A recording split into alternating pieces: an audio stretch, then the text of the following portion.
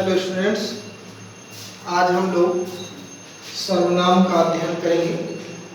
सर्वनाम संज्ञा के स्थान पर जिन शब्दों का प्रयोग किया जाता है उन्हें सर्वनाम कहते हैं। संज्ञा के स्थान पर जिन शब्दों का प्रयोग किया जाता है उन्हें सर्वनाम कहते हैं। सर्वनाम जैसे दो शब्द से मिलकर के बनता है सर्व और नाम। सर्व माने सभी का, सर्व माने सभी का नाम, यानी सभी का नाम। नाम किसका? नाम संज्ञा का। सर्व माने सभी, सभी का नाम।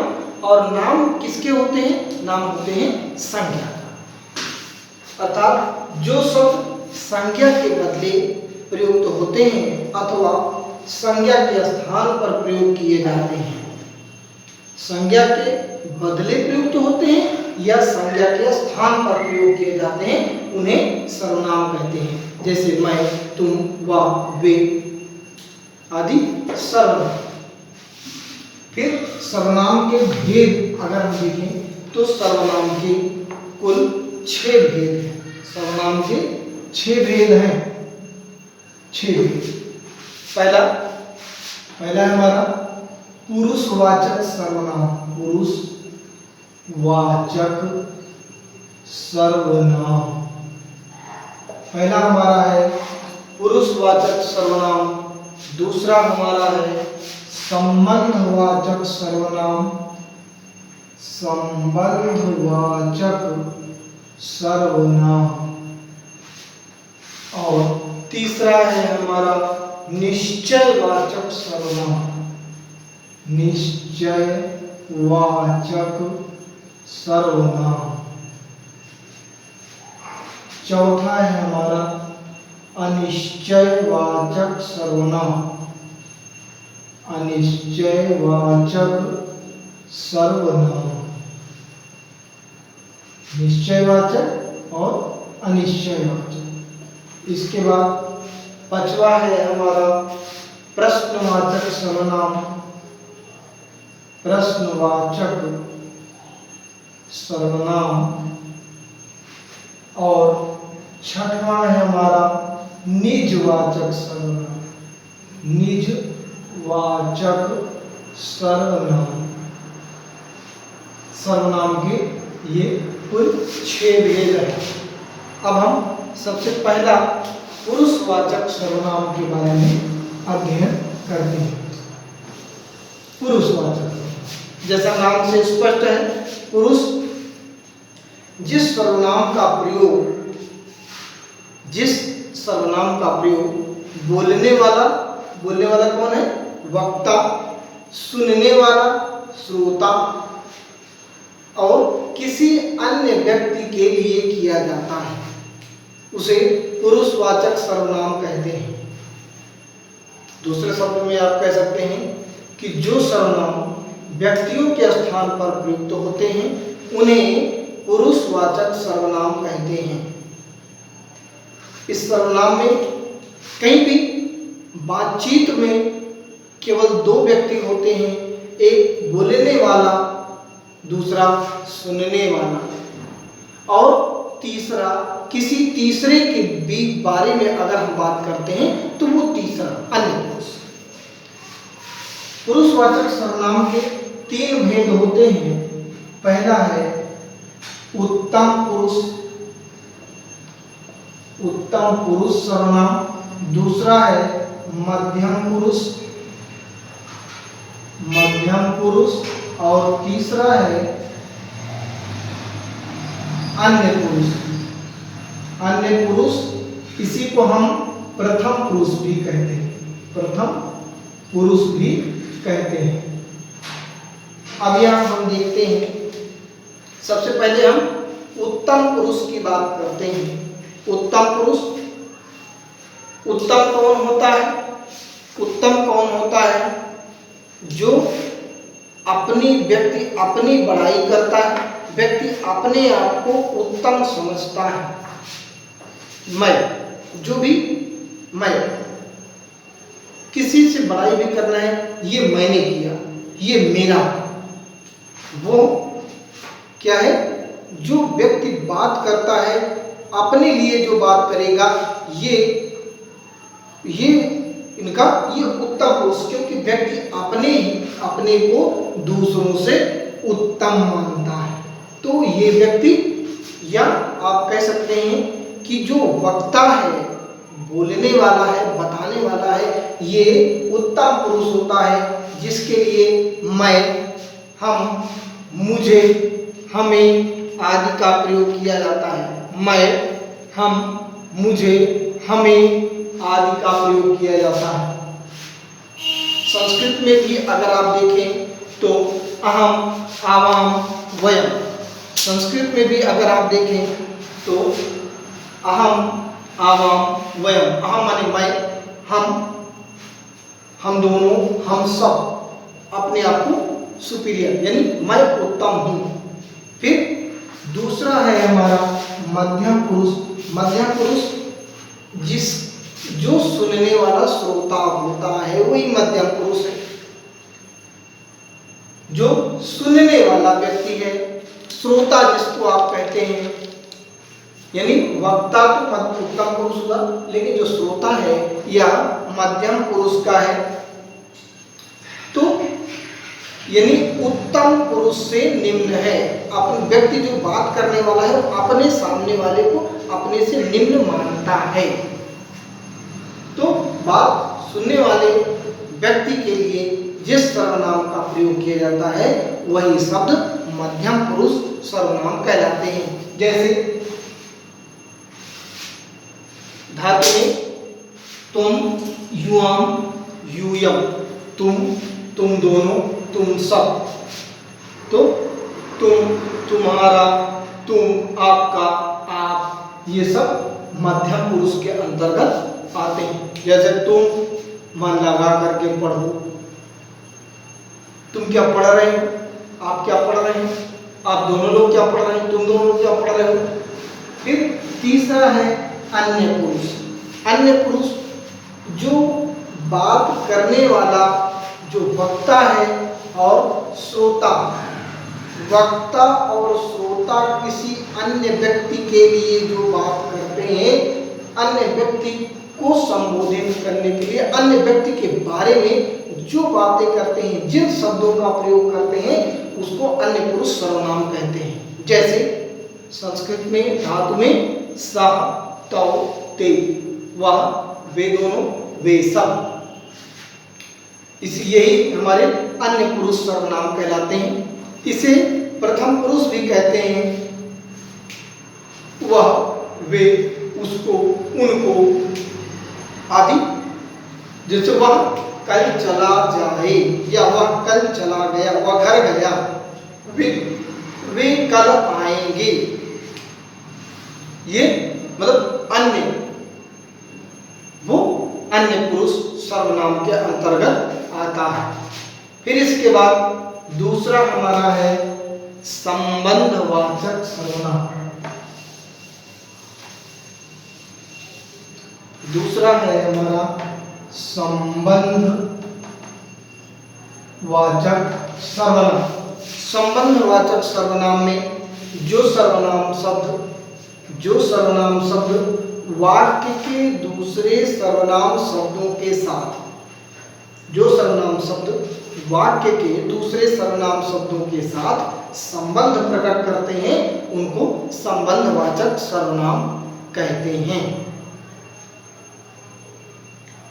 या इसको दूसरे शब्दों में आप कह सकते हैं कि जो सर्वनाम कथन में या वाक्य में संबंध बताने के लिए प्रयुक्त होते हैं, उन्हें संबंधवाची सर्वनाम कहते हैं।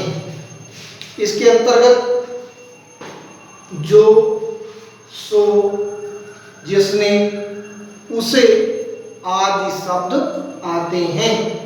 यही संबंध बताने वाले संबंध बोधक शब्द हैं, ये आते हैं। जैसे जो करेगा सो भरेगा, जो करेगा सो भरेगा, तो जो और सो संबंध बोधक सर्वनाम है। फिर जिसने अच्छा कार्य किया, उससे फल भी अच्छा मिला। जिसने अच्छा कार्य किया उसे फल भी अच्छा मिला। तो जिसने और उसे, जिसने और उसे, ये संबंध बोधक सर्वनाम शब्द है। फिर इसके बाद तीसरा हमारा है निश्चयवाचक सर्वनाम। तीसरा हमारा है निश्चयवाचक सर्वनाम। जो सर्वनाम निश्चितता, जो सर्वनाम निश्चितता का बोध कराते हैं, जो सर्वनाम निश्चितता का बोध कराएं या कराते हैं उसे निश्चयवाचक सर्वनाम कहते हैं। इसके अंतर्गत यह जो शब्द है वो नजदीक, आपने अगर चित्र में भी देखा होगा छोटे बच्चों की किताबों में, यह और वह, यह कुत्ता वह बिल्ली, तो वह दूर इंगित कराने के लिए और नजदीक की वस्तु के लिए यह का प्रयोग किया जाता है। यह दो मुख्य शब्द हैं, यह और वह, ये निश्चयवाचक सर्वनाम के अंतर्गत मुख्य शब्द के रूप में ये आते हैं। इसके अलावा भी यही, वही, इसी, उसी शब्द भी आते हैं। फिर से एक बार इसका अगर हम लोग इसके बारे में जानते हैं कि निश्चयवाचक सर्वनाम जो सर्वनाम किसी निश्चित व्यक्ति, निश्चित वस्तु या निश्चित स्थान का बोध कराते हैं, निश्चित वस्तु, निश्चित व्यक्ति और निश्चित स्थान का बोध कराते हैं, उन्हें निश्चयवाचक सर्वनाम कहते हैं। जैसे इसमें जो शब्द हैं, निश्चयवाची जो शब्द हैं, यह, वह, यही, वही, इसी, उसी आदि शब्द आते हैं। जैसे यह कोई नया काम नहीं, यह कोई नया काम नहीं है, यह क्या है, एक निश्चयवाचक शब्द है। उसी ने मेरी पुस्तक ली थी, उसी माने निश्चित एक व्यक्ति का है जिसने ये पुस्तक ली थी, उसी ने मेरी पुस्तक ली थी। यहाँ निश्चय वाली स्थिति नहीं थी, किसी ने ली थी, किसी ने ली थी, उसी ने ली थी। क्लियर। फिर इसके बाद अगला है हमारा अनिश्चयवाची सर्वनाम। अनिश्चयवाचक सर्वनाम के अंतर्गत जो सर्वनाम अनिश्चितता का बोध कराए उसे अनिश्चयवाचक सर्वनाम कहते हैं। इसके अंतर्गत कोई, कुछ, किसी, किन्हीं शब्द आते हैं। फिर से जो सर्वनाम शब्द किसी निश्चित व्यक्ति, वस्तु, स्थान का बोध कराते हैं वो निश्चय, और जो सर्वनाम किसी निश्चित व्यक्ति, वस्तु या स्थान का बोध नहीं कराते हैं उन्हें अनिश्चयवाची सर्वनाम, अनिश्चयवाचक सर्वनाम कहते हैं। जैसे उसने कुछ खाया, कुछ माने थोड़ा, इतना भी, कुछ खाया था। बाहर कोई खड़ा है, अनिश्चय की स्थिति है, बाहर पता नहीं कौन खड़ा है, कोई खड़ा है। किसी ने आवाज दी, यानी आवाज किसने दी ये क्लियर नहीं है, किसी ने आवाज दी। फिर इसके बाद अगला है हम लोगों का प्रश्नवाचक सर्वनाम।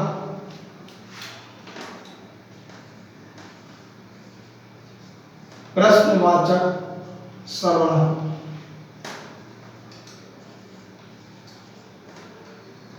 प्रश्नवाचक सर्वनाम, ये हमारा पांचवा है प्रश्नवाचक सर्वनाम।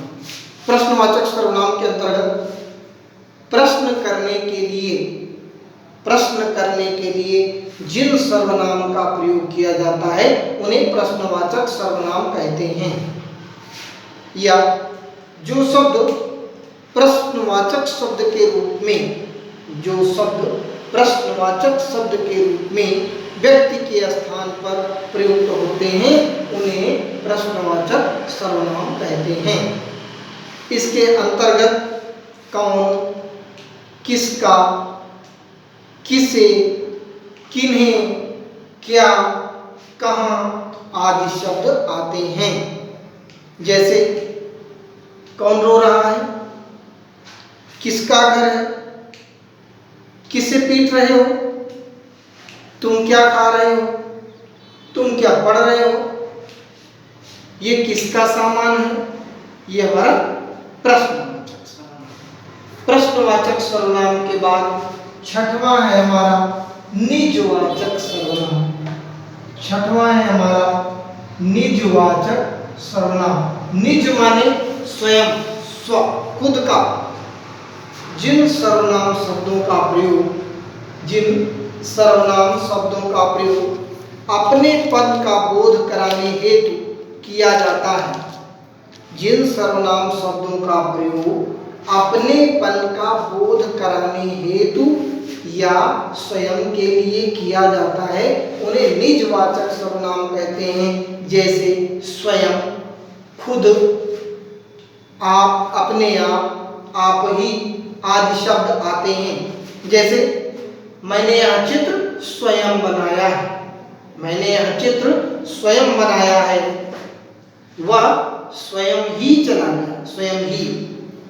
हमें अपना कार्य खुद ही करना चाहिए, हमें अपना कार्य खुद ही करना चाहिए।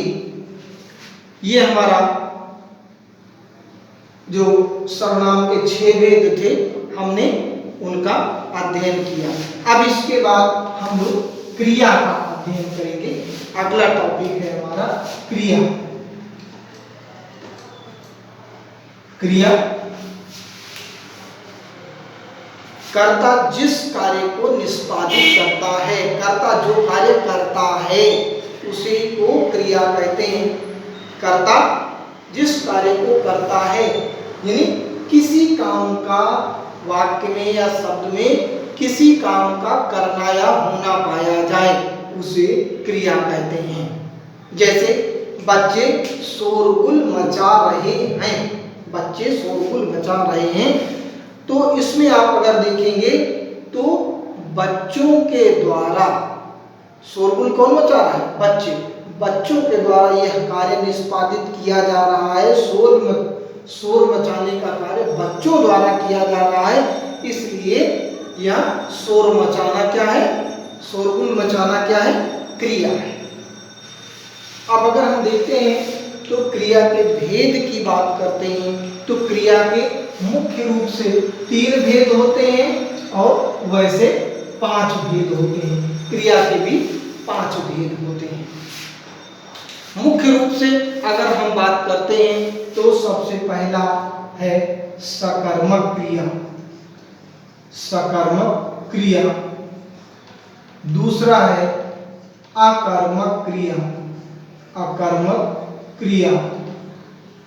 और तीसरा है द्विकर्मक क्रिया, द्विकर्मक क्रिया। ये 3 तो हमारे मुख्य क्रिया के अंतर्गत आते हैं।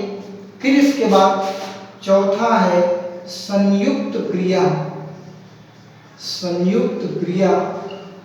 और 5वां है हमारा सहायक क्रिया, सहायक क्रिया। ये 5 क्रिया के ये 5 भेद हैं। अब अगर हम लोग आगे बात करते हैं, पहली क्रिया अकर्मक क्रिया की बात करते हैं हम लोग। क्रिया का जो पहला भेद है मानिए अकर्मक क्रिया, अकर्मक क्रिया। आ माने होता है नहीं, कर्मक माने कर्म। जिस क्रिया में कर्म ना हो अकर्मक क्रिया कहलाता है। अर्थात आप ये कह सकते हैं कि जिस क्रिया में कर्म ना हो उसे अकर्मक क्रिया कहा जाता है।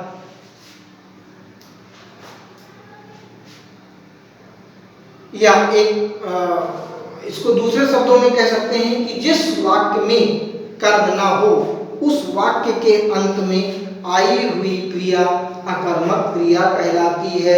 जैसे मैं बैठा हूँ, मैं खड़ा हूँ, मैं बैठा हूँ, मैं खड़ा हूँ, इसमें कर्म नहीं है।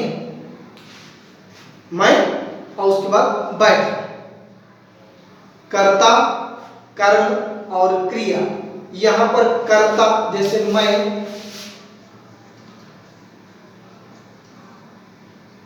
चलिए मैं खड़ा हूं, मैं खड़ा हूं, तो मैं तो हो गया कर्ता, खड़ा हूं हो गया क्रिया, लेकिन वाक्य में कर्ता, कर्म और क्रिया मिलाकर के वाक्य बनता है।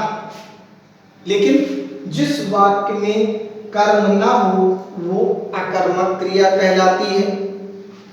और अकर्मक की पहचान आपको बताएं, किसी वाक्य में कर्म है या नहीं है, इसकी पहचान के लिए जो कर्ता के रूप, कर्म के रूप में प्रयुक्त जो शब्द है, कर्म के रूप में जो प्रयुक्त शब्द है उसके स्थान पर क्या अथवा किसे लगाकर प्रश्नवाचक शब्द बनाते हैं। क्या अथवा किसे शब्द लगाकर प्रश्नवाचक शब्द बनाते हैं।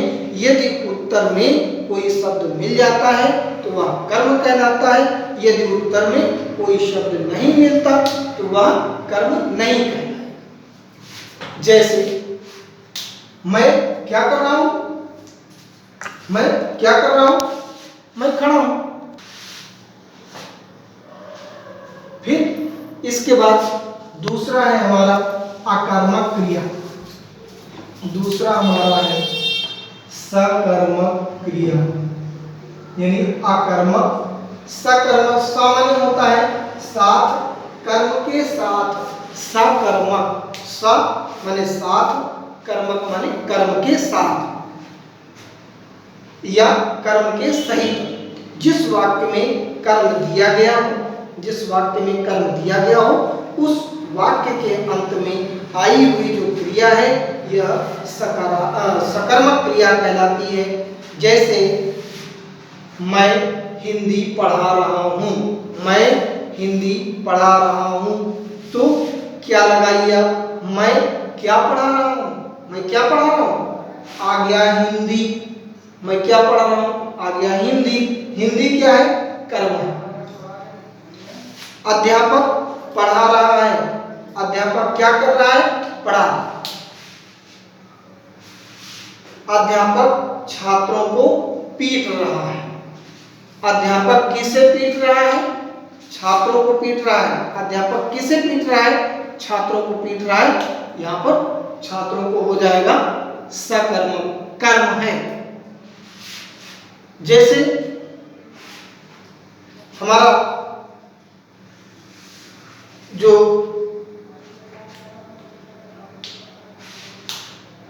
छात्रों को पीट रहा है, तो ये जो पीटना है, अध्यापक किसे पीट रहा है, तो किसे, किसे का अर्थ आया जब आपने प्रश्नवाचक शब्द बनाया। अध्यापक किसे पीट रहा है, तो उत्तर आया अध्यापक छात्रों को पीट रहा है। छात्रों को पीट रहा है तो छात्रों को क्या हुआ, ये कर्म। फिर इसके बाद हमारा तीसरा है द्विकर्मक क्रिया, द्विकर्मक क्रिया। द्विकर्मक माने जिसमें दो कर्म हों, द्विकर्मक माने जिसमें दो कर्म हों। जब वाक्य में दो या दो से अधिक कर्म दिए गए हों, जब वाक्य में दो या दो से अधिक कर्म दिए गए हों, तो वाक्य के अंत में जो आई हुई क्रिया है वह द्विकर्मक क्रिया कहलाती है। वाक्य में दो या अधिक कर्म दिए गए हों तो वाक्य के अंत में आई हुई क्रिया द्विकर्मक क्रिया कहलाती है। जैसे अध्यापक ने छात्रों को मिठाइयां बांटी। अध्यापक ने क्या बांटी, मिठाइयां। किसको बांटी, छात्रों को। तो क्या और किसे लगा करके आप प्रश्न करेंगे और वह जो आंसर आएगा, जो उत्तर आएगा वह हमारा कर्म होगा। इसमें दो कर्म है। अध्यापक ने छात्रों को मिठाइयां बांटी। अध्यापक ने किसे मिठाइयां किसे बांटी? छात्रों को। क्या बांटी? मिठाइयां। तो ये दोनों छात्रों को और मिठाइयां, ये दोनों कर्म हुआ। तो जो वाक्य के अंत में जो आई हुई क्रिया, जो क्रिया आई है कौन सी? बांटी। बांटी शब्द द्विकर्मक क्रिया कहलाएगी, क्योंकि इसमें दो कर्म हैं, छात्र और मिठाइयां, दो कर्म हैं, इसलिए वाक्य के अंत में जो आई हुई क्रिया है कौन सी? बांटी। यह द्विकर्मक क्रिया कहलाएगी। इसके बाद हमारा चौथा है संयुक्त क्रिया। संयुक्त क्रिया, संयुक्त माने मिला हुआ, अर्थात वाक्य में जब दो या दो से अधिक क्रियाएं एक साथ आ जाएं, वाक्य में जब दो या दो से अधिक क्रियाएं साथ साथ आ जाएं तो वहां पर क्या होता है? संयुक्त क्रिया होती है। जहां वाक्य में दो या दो से अधिक क्रियाएं साथ साथ आ जाएं तो वहां पर संयुक्त क्रिया का रूप होता है। जैसे अध्यापक ने बच्चों को या छात्रों को पढ़ाकर छोड़ दिया। अध्यापक ने छात्रों को पढ़ाकर छोड़ दिया। तो दो क्रिया कौन सी? पढ़ाना और छोड़ना। अध्यापक ने छात्रों को पढ़ाकर छोड़ दिया, तो पढ़ाया एक क्रिया और छोड़ा दूसरी क्रिया प्रयुक्त हुई है, इसलिए यहाँ संयुक्त क्रिया होगी। और पांचवी है हमारी, पांचवी और अंतिम है हमारी सहायक क्रिया। सहायक क्रिया, सहायक क्रिया, सहायक माने जो सहायता करे, सहायक हो। जहां पर वाक्य में क्रिया वाक्य का पूरक बनकर आए, जहां पर वाक्य में जो क्रिया है ये वाक्य का पूरक बनकर के आए, वहां सहायक क्रिया का रूप होगा। जैसे घर में मैं भी हूं, घर में मैं भी हूं, यहां जो हूं है ये वाक्य में एक सहायक क्रिया के रूप में प्रयुक्त की गई है। तुमने सुना है? तुमने सुना है? है शब्द जो है यह सहायक क्रिया के रूप में प्रयुक्त हुई है। यह हमारा क्रिया, यहाँ पर क्रिया हमारा समाप्त होता है। अगले वीडियो में हम लोग विशेषण का अध्ययन करेंगे। धन्यवाद।